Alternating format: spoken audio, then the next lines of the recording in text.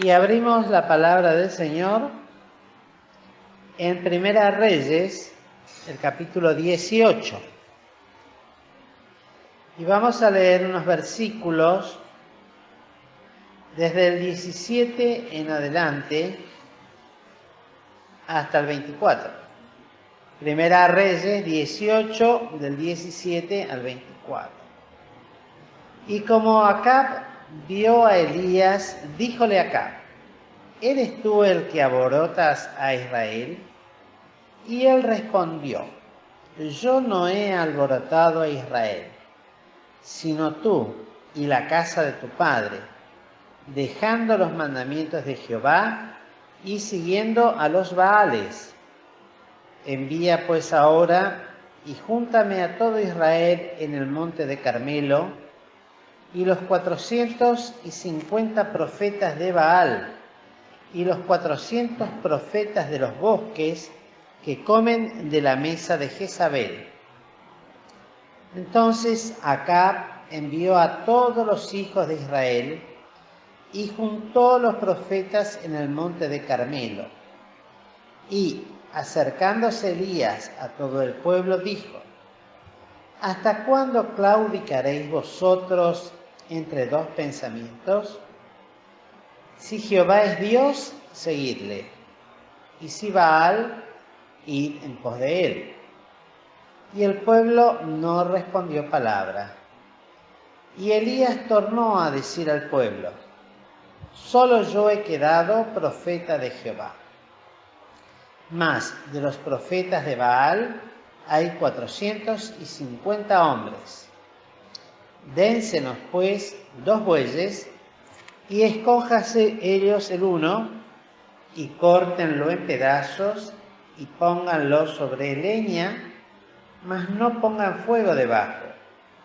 Y yo aprestaré el otro buey, y pondrélo sobre leña, y ningún fuego pondré debajo.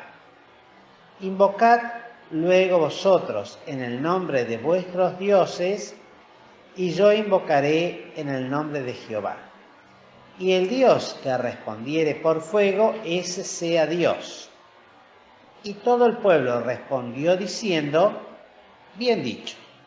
Aquí la lectura de la palabra del Señor. Soy franco, sincero, este es uno de los pasajes del Antiguo Testamento que siempre, más aún en la vida de este profeta, que tuvo manifestaciones tan poderosas por parte de Dios en su vida, un hombre de fe, un hombre sencillo, rudo, de la zona de donde venía, pero un hombre de Dios, un profeta, un hombre respetado, no solamente dentro de Israel, sino en los países de alrededor de Israel. Eso era también algo que diferenciaba a los profetas de Dios, porque eran hombres reconocidos y respetados, aún fuera de los límites de la tierra de donde servían. Hombres realmente representativos de la presencia de Dios. Donde estaba el profeta, ahí estaba el Señor. Y era grave, porque la pregunta siempre era: ¿es tu visita en paz? Porque la verdad no sabían a raíz de qué estaba ahí un profeta de Dios. Eran hombres no en sí mismos de temer, sino a quién representaban y a quién estaban sirviendo. Hombres hermosos, nobles, enteros, sin dobleces delante de Dios y sin claudicaciones, aunque tenemos algunos casos como el de Jonás, que intentaba huir pero finalmente terminó haciendo la voluntad de Dios. Elías, reconocido al punto tal que es uno de los que aparecen en la visión de la transfiguración del Señor allí en el monte, cuando se transfigura y junto con Moisés aparece un representante del cuerpo de los profetas. Un hombre maravilloso, vuelvo a repetir. Hombres de fe, de mucha fe y de una fe portentosa y de saber esperar en el Señor el tiempo, la forma, el decir de Dios, y actuaban cuando Dios les enviaba y de la forma en que Dios se los decía. Así lo hacían, sin realmente temer.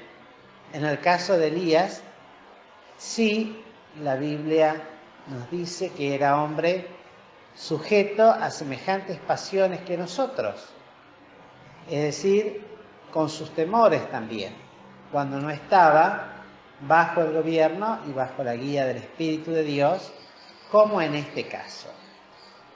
Ya habían transcurrido, hacemos una breve reseña de esta historia y de este desafío que se lo denomina así, del Monte Carmelo. Ya habían pasado 3 años, así empieza diciendo este capítulo, pasados muchos días, ya 3 años que no llovía sobre la tierra de Israel. Hablábamos de esto con mi esposa estos días, de tanta sequía y que veíamos por el noticiero los campos que hemos visto, ¿no? Las señales de humo, de oscurecer o de darle un tinte distinto al cielo, de todos los campos que se están quemando en la punta de Entre Ríos, en parte de Santa Fe, la provincia de Buenos Aires, hasta en las zonas de La Plata. Hay lugares donde todavía se sigue prendiendo. Cuando volvíamos ahora, ustedes también, los que volvieron estos días, habrán notado la cantidad de campos quemados que se veía a los costados de la ruta. Y mencionábamos esto, cómo habrá sido la sequía sobre Israel, que durante 3 años y medio no cayó agua y que el cielo se cerró como plomo. Tal es la descripción de la palabra del Señor. Se cerró como plomo. Ni una gota de agua cayó del cielo por la oración de este profeta. ¿Para qué? Para demostrar que Jehová vive, al Dios a quien él servía. Y desaparece de la vista de Acab, y Dios le envía, por supuesto, y lo guarda de caer en sus manos, porque tenía para él todavía todo un ministerio. Y en este capítulo 18, que no lo vamos a hacer todo un detalle del mismo, sino a grandes rasgos, nuevamente es comisionado por Dios. Ahora tenía que volver a aparecerse a Acab, porque así como Dios había mandado que el cielo se cerrara, iba a hacer que lloviera y de una manera muy intensa y muy fuerte, y se lo tenía que notificar de una manera notable a Acab, que fue, entre paréntesis, para que lo sepamos, si alguno no lo sabe, fue el más malo de todos los reyes que hubo en Israel, no en Judá, en Israel. Cuando uno lee las características en Israel, en el reino de Israel fueron todos malos. No hubo uno que sea bueno, no hubo un rey bueno. Y cuando dice Acab, el más malo, el peor de todos, dice. Y eso que hubo reyes malos. Bueno, Acab superó a todos, el más malo. Y más aún teniendo como esposa y compañera a Jezabel, que acá hemos leído, una mujer pecadora, símbolo realmente hasta el día de hoy de pecado y de bajeza moral y espiritual. Una mujer que adoraba a toda suerte de dioses, por supuesto, lejos de adorar a Dios y de venerarlo como tal. Una mujer que sostenía en su mesa a 450 profetas de Baal y también a 400 profetas de los bosques. Quiere decir que 850 hombres que servían a dioses paganos, a dioses inmundos, eran sostenidos por esta mujer, cada uno con su distinta idolatría. Desde ya lo que aquí se nos relata es que Elías dio cuenta de 450 profetas de Baal, pero en realidad eran muchos más. 850 hombres enemigos totalmente de este siervo de Dios.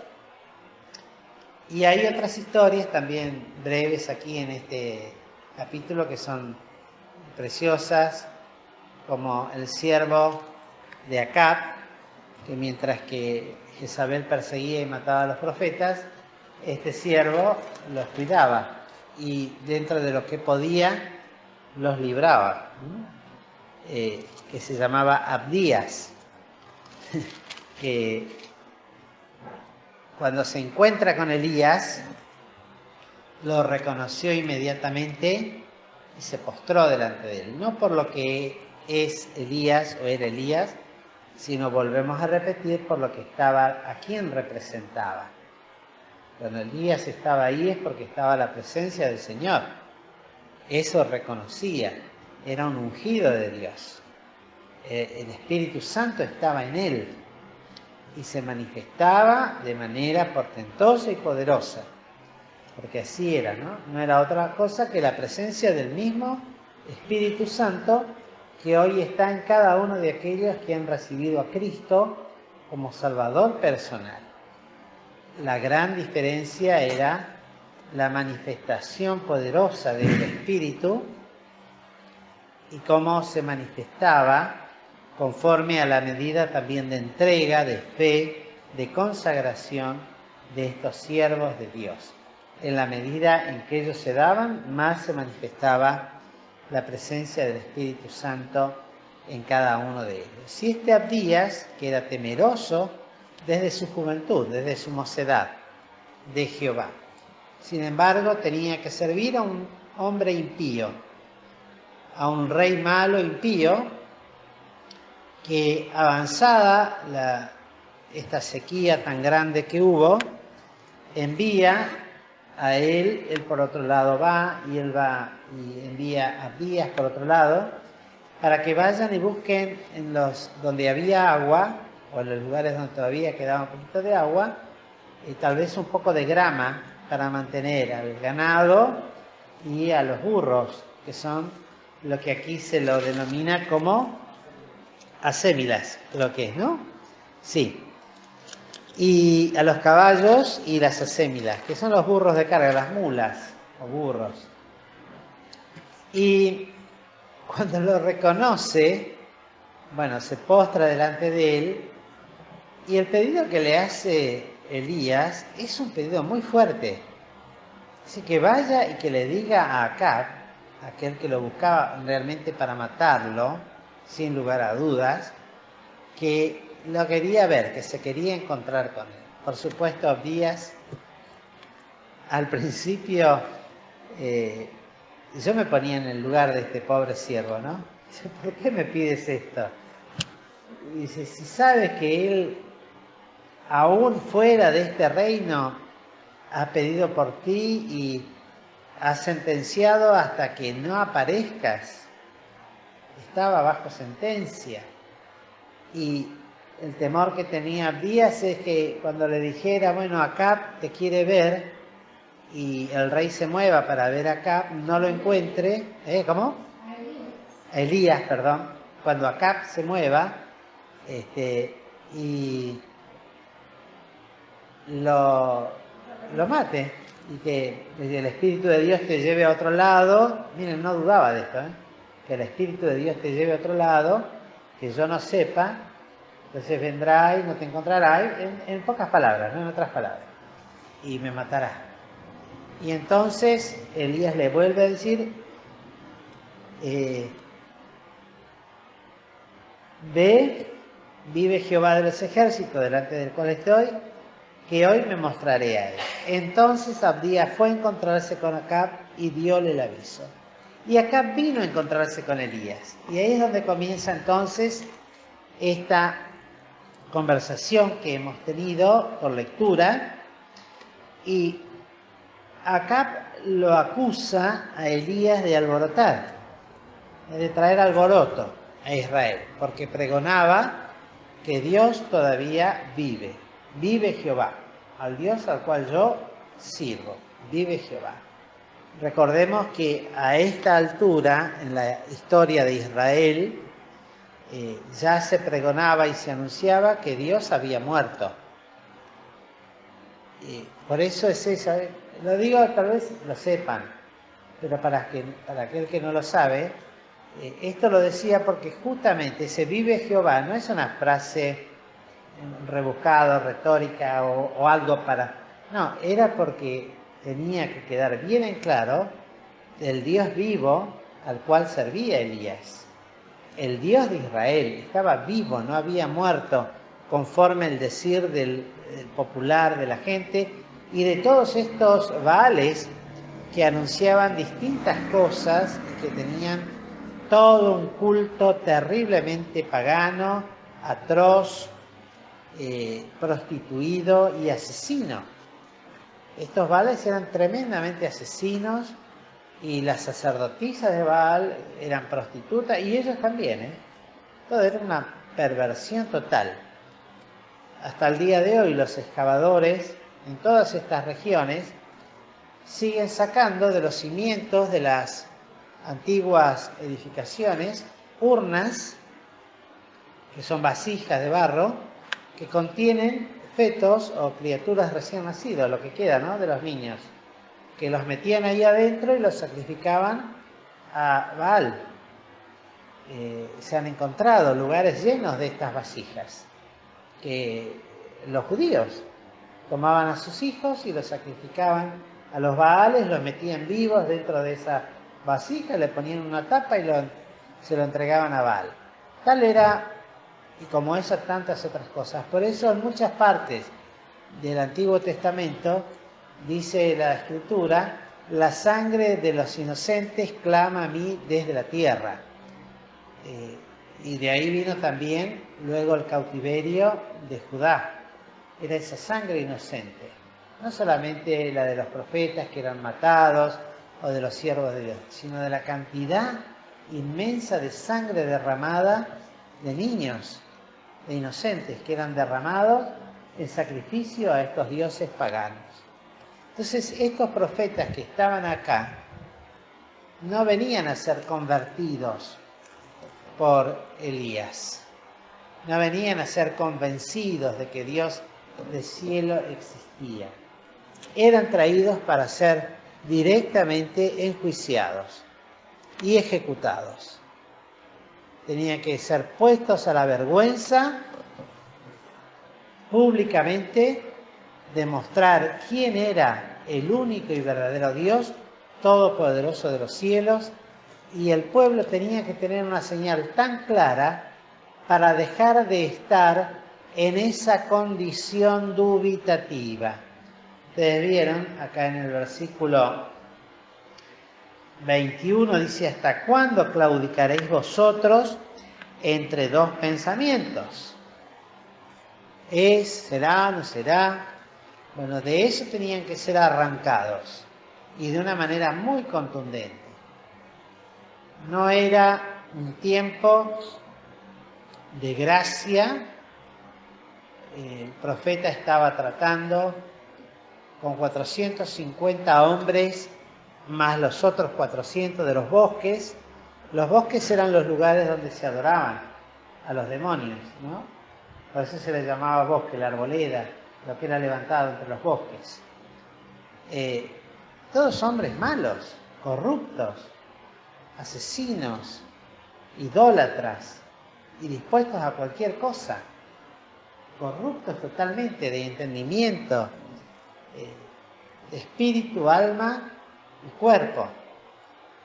No venía Elías a hacer con ellos un pacto de convivencia, porque ya lo hacía el pueblo de Israel, de sacrificar a sus dioses y de servir a Jehová por otro lado. Eso ya lo estaba haciendo. Eso lo dice más adelante en Segunda Reyes. Eso ya lo estaba haciendo. Acá viene a poner bien en clara las cosas. Luego seguirían otro trato de Dios con Elías y con Acab y con el pueblo de Israel, pero acá es tremendo esto. ¿Por qué? Porque Elías convoca a todo el pueblo, que Acab traiga a todo el pueblo y a todos los profetas, estos asesinos, y que él daría una señal de Dios, y que el que hacía esa señal realmente, ese era Dios, con mayúscula lo dice, ese sea Dios. Los que conocemos la historia, aún es lindo relatarla. La descripción del lugar. Se elige un lugar que es común. Yo me hago este cuadro, esta composición, ¿no? Ahí en el Monte Carmelo, por un lado, los profetas de Baal, que él les da la oportunidad, porque eran más. Bueno, ustedes primero, porque son más. 2 bueyes. Que elijan el que ellos quieran. Que elijan el lugar y que allí pongan la leña y trocen el buey y lo pongan, pero que no prendan fuego. Y él haría lo mismo en otro lugar. Y que pidan a su Dios o a sus dioses, y eso ya lo dice con minúscula, para que hagan el sacrificio, para que prendan fuego. Y parece, hoy se diría esas películas dantescas, ¿no? De Dante, de imaginación. Yo me decía el cuadro porque todos estos profetas empezaron a entrar como en un frenesí. Me hacía acordar también lo que tanto hoy se utiliza, como entrar en un éxtasis, porque saltaban y se daban vueltas alrededor y clamaban desde la mañana hasta el mediodía, no sé, 3, 6, 5, 6 horas, no sé cuántas horas, saltando y gritando y pidiéndole a sus dioses que hagan eso, de quemar.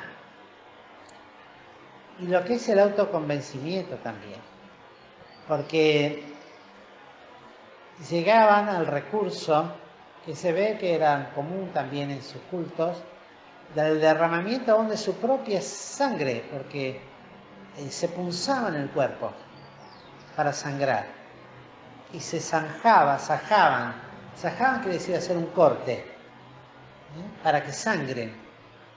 Y yo me hago el cuadro de todo hombres transpirados, sobreexcitados, entrando como en un éxtasis, en un frenesí, saltando alrededor, cortándose la carne, sangrando, y como respuesta a un silencio total y absoluto.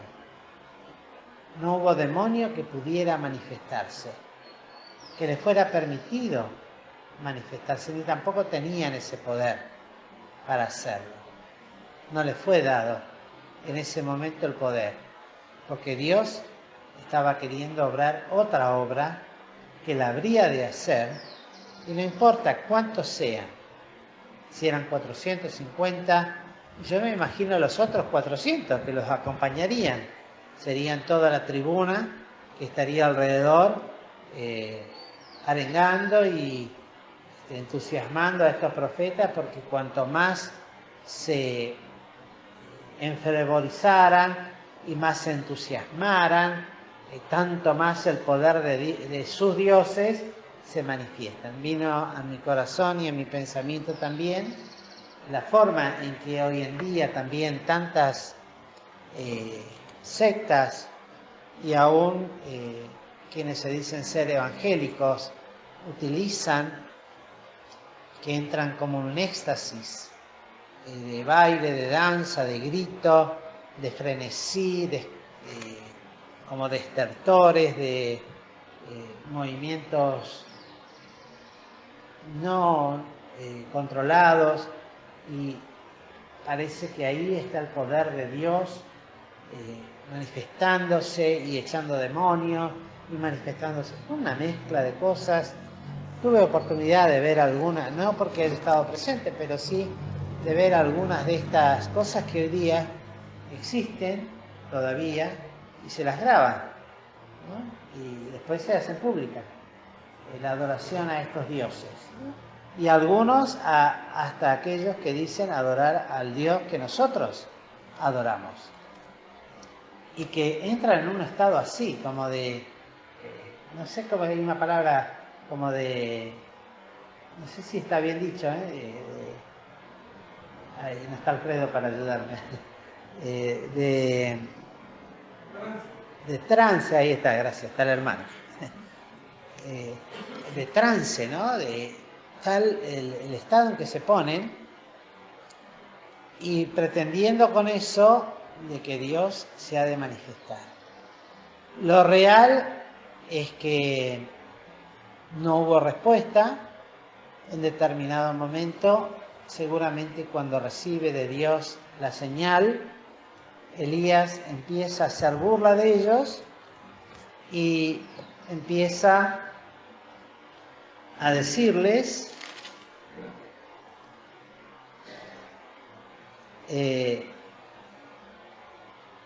¿qué Dios es? Quizás está conversando o meditando, o tiene algún empeño, o va de camino. ¿Acaso duerme y despertará?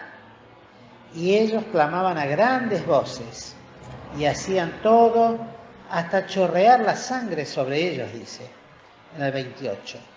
Y como pasó el mediodía y ellos seguían así y profetizaran hasta el tiempo del sacrificio del presente, y no había voz ni quien respondiese ni escuchase.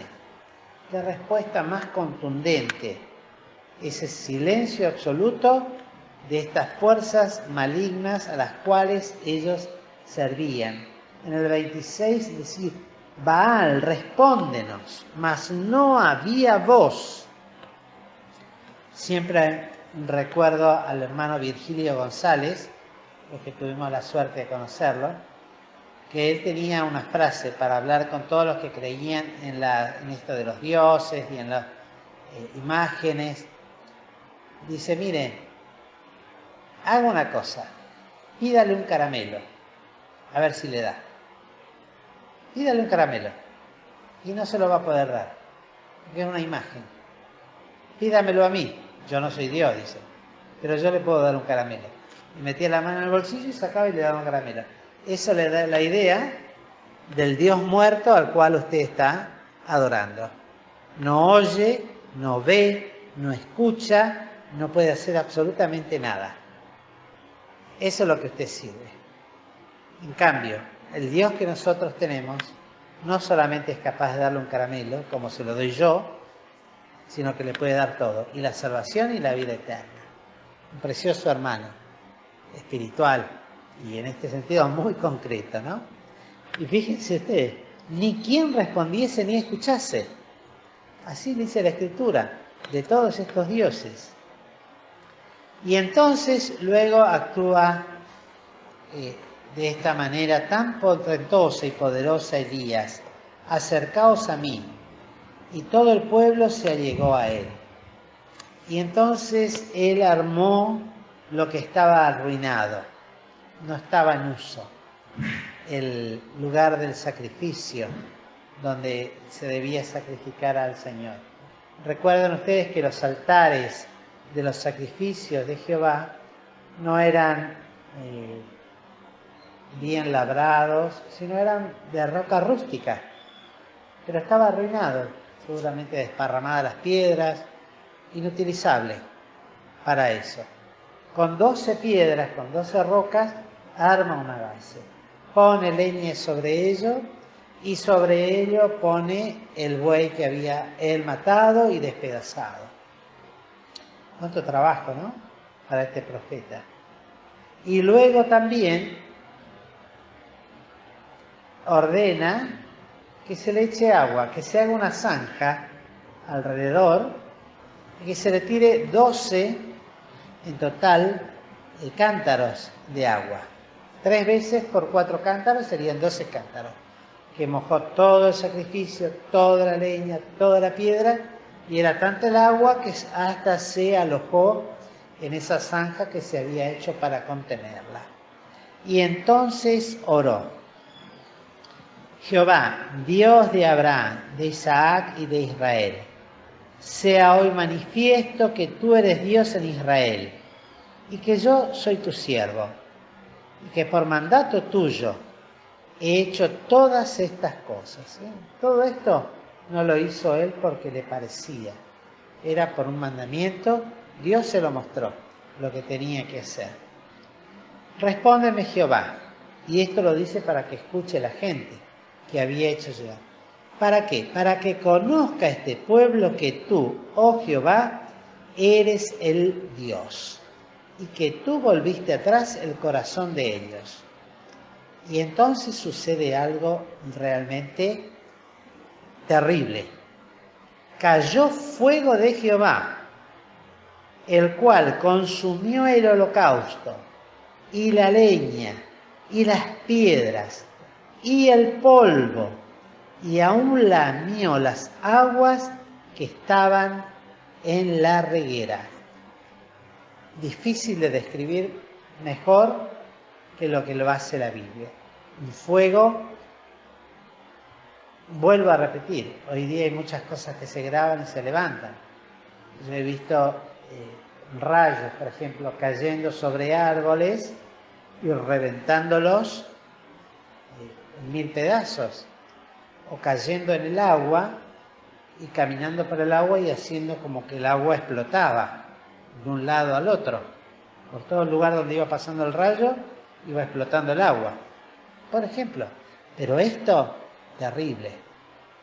Fuego de Jehová, dice, lo aclara. Fuego de Dios, del mismo fuego que hablábamos hoy, que ha de consumir las obras muertas de la carne, heno, madera y hojarasca. Y aquí consume carne, consume piedra, consume polvo, consume tierra y lame. Dice, ¿qué figura esta, no? Y lamió, dice, el agua que estaba en esas regueras. ¿Qué cosa? ¿Qué poder de Dios? Y ante este hecho, y viéndolo todo el pueblo, cayeron sobre su rostro y dijeron, Jehová es el Dios, Jehová es el Dios. Y ahí viene el tiempo de los Baales, de los profetas de Baal. Tiene también fuerza. Ahora el pueblo ya dejó de estar en esa incertidumbre, ¿será Dios o no será Dios? Tenía que ser cosas así.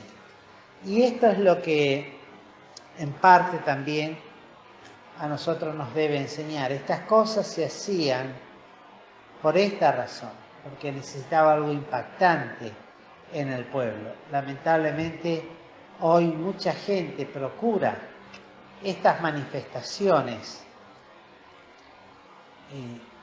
tan abiertas como para demostrar que tienen el poder de Dios. Ya no es tiempo de estas cosas.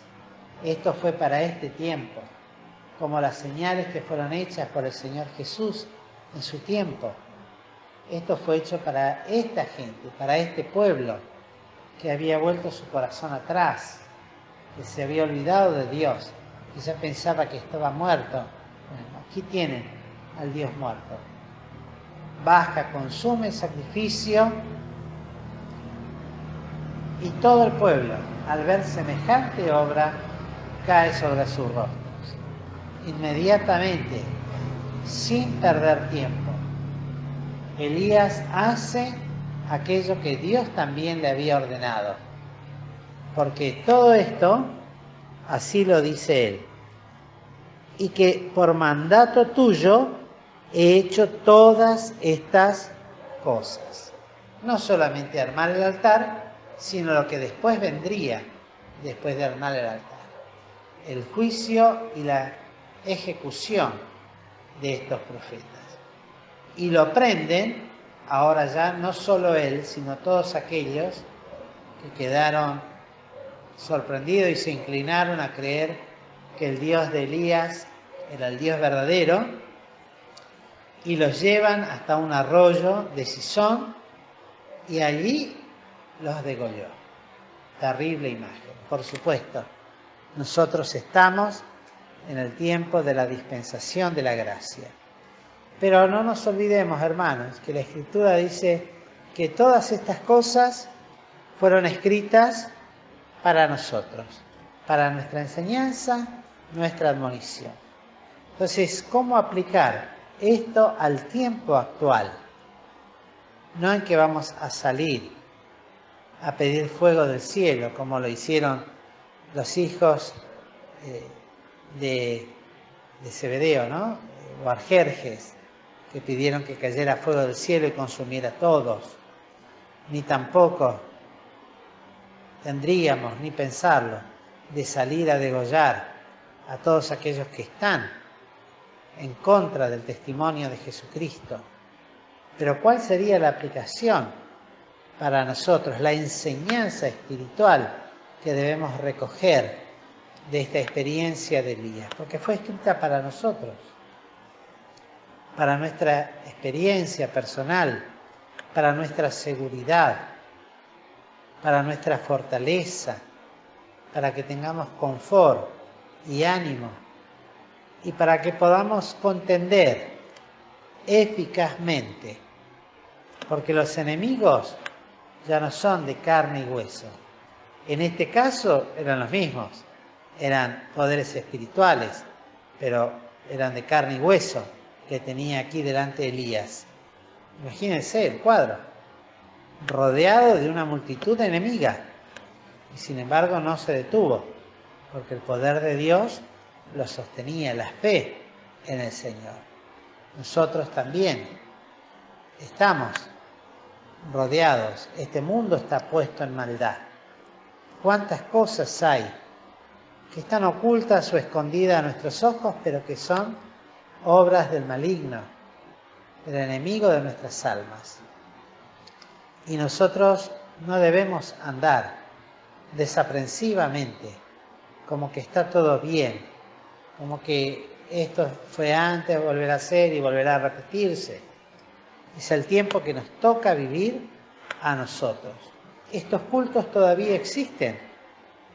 Sin ir más lejos, estos días estando en Mar del Plata vimos una noticia de que aquí en Capital allanaban un lugar, si no me equivoco era en Capital, donde habían hecho denuncias que había animales para sacrificios. Y entraba fauna y no sé quién más, y se llevaban cabritos y gallinas y otros animales que tenían para sacrificar, ya saben quiénes. Sigue habiendo estos sacrificios cruentos y estos adoradores a estos dioses, a estos mismos, porque Baal quiere decir Señor, y el Señor está representando a Satanás, es el Dios de este mundo, y le siguen sirviendo y siguen ofreciendo, y cada tanto se menciona y se habla aún también de sacrificios humanos, que eso se calla en las noticias. Pero no sería nada raro, no sería nada raro pensar que tales cosas aún en el día de hoy ocurren. Bueno, frente a este mundo, nosotros que tenemos el espíritu de Elías, el Espíritu Santo en el corazón, bueno, ¿cómo vivimos? Preparados con esta fe, esta confianza de dar a un mundo de tinieblas señal del cielo, que no puede ser de otra manera que a través de nuestras propias vidas. Ya no hay un buey que quemar, ya no hay un altar que baje fuego del cielo y lo consuma.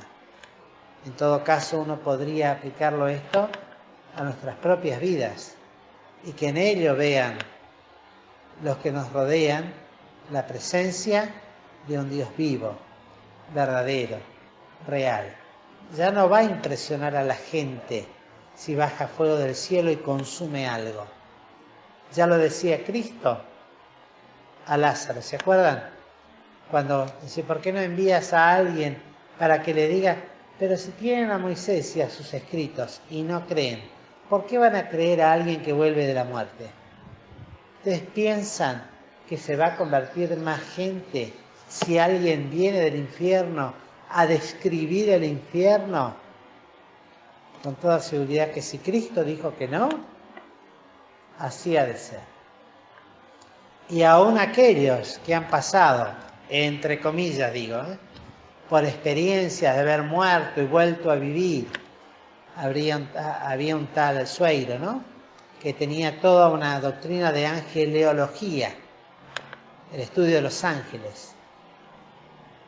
Lo que menos hacía era adorar al Dios vivo y verdadero. Se fue para cualquier rama, para cualquier lado, y apartar a los hombres del camino de la verdad y de la vida.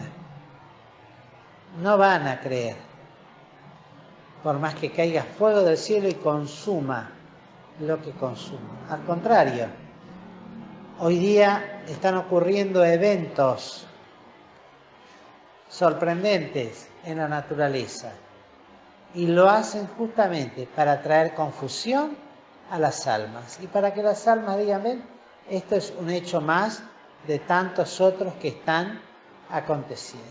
De pronto huecos en la tierra que no tienen fondo, de pronto, el otro día leíamos en no sé qué lugar de allá de Oriente o Medio Oriente, que le llaman la boca del infierno, un lugar que permanentemente está saliendo fuego y gas que se prende y los mandaron a cerrar, erupción de volcanes por todos lados, terremotos, inundaciones, lluvias, fenómenos, torbellinos de fuego, lluvia de granizos extraordinarios, y todo eso con el propósito de traer confusión, de que la gente siga adorando a sus Baales. Ninguno se aparta con todo eso, ninguno se aparta de la adoración a sus dioses. Se aparta aquel que escucha el Evangelio y cree en él, aquel a quien nosotros le podemos decir: yo tengo un Dios vivo y verdadero, y me libró del infierno y de la muerte. Tengo un Dios que me escucha, que sé que me escucha, y que obra cuando Él cree totalmente a su total y absoluta soberanía. Y es un Dios misericordioso. Todo eso no se ha de dejar de ver, sino a través de la vida de los propios creyentes. No hay otra forma. No hay otra forma.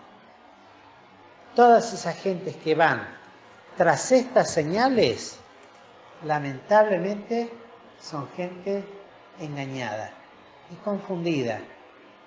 Y que después, ¿cuánto cuesta guiarlos a la verdad? Porque están totalmente ofuscadas y atraídas por sensaciones extraordinarias. Qué cosa, ¿no? Como el diablo sabe hacer también para que aquellos que no han de creer, y se cumple la palabra, ¿no? Todos aquellos que desprecian el amor de la verdad para ser salvos, bueno, les envía a Dios espíritu de error. ¿Para qué? Para que crean a la mentira. ¿Creen a la mentira? ¿Desprecian la verdad? Bueno, van a creer aún más a la mentira que se les presente. ¿Cuántas cosas? Y que cada uno pueda sacar, si está en cada uno, por supuesto, alguna lección, aunque sea sencilla, de la experiencia de Elías. Fue vencedor, gracias a Dios, en esta oportunidad. Hizo lo que Dios había dicho y oró, y el cielo se abrió. Lo describe este mismo capítulo. Y llovió de una manera única y especial, como el pueblo necesitaba que cayera lluvia después de 3 años de sequía. Lo que habrá sido tremendo, pero necesitaba toda esta experiencia y la limpieza de estos Baales. Bueno, que el Señor nos bendiga y nos ayude para que nuestro corazón se defina. ¿Hasta cuándo claudicaréis entre estos dos pensamientos? ¿Dónde está nuestro pensamiento? ¿En el Dios de los cielos? ¿En el Dios que dio a su Hijo Jesucristo por mí en la cruz del Calvario o en los dioses de este mundo, que nada dan. Y que si dan algo, después lo reclaman con sangre y con muerte. Pero aquel Dios que dio a su Hijo por nosotros, ese nos da el cielo, la vida eterna. Y como dice un himno, y el cielo además. ¿Cuál es nuestro pensamiento? ¿Estaremos dudando cuál será nuestro Dios? ¿Dónde estará? ¿Seremos creyentes que se llevan bien con el mundo y se quiere llevar bien también con Dios? Le comentaba el otro día a mi esposa lo que uno puede ver en algunas páginas de Facebook de creyentes, que tal vez algunos apartados, pero tal vez lo que menos levantan vaya a ser algo. Hay algunos creyentes que sí, que siguen en la fe, pero otros levantan frases de gente muy conocida, frases magistrales, el cuidado de la especie, de los animales, que no está mal en sí mismo, ¿no? Pero no hacen mención del Dios del cielo y de la necesidad que hay en el corazón para que el hombre conozca a Dios. Quieren andar bien con Dios y con el mundo. Y algunos ni se preocupan en andar bien con Dios. Sencillamente en andar bien con el mundo. Ya cuando sus pasos han desbarrado, se han desviado, han caído y no quieren volver, directamente ya ni se preocupan. Al contrario, todo lo que hacen, lo que dicen, es para sentirse bien y hacerse sentirse bien con el mundo. Que no seamos hallados entre los creyentes de la iglesia en la Odisea, porque no eres frío ni caliente. ¿Hasta cuándo claudicaréis? Que el Señor nos bendiga y nos ayude para que nuestro corazón se afirme en esta gracia tan bendita que tenemos. Que el Señor pues nos bendiga, queridos hermanos.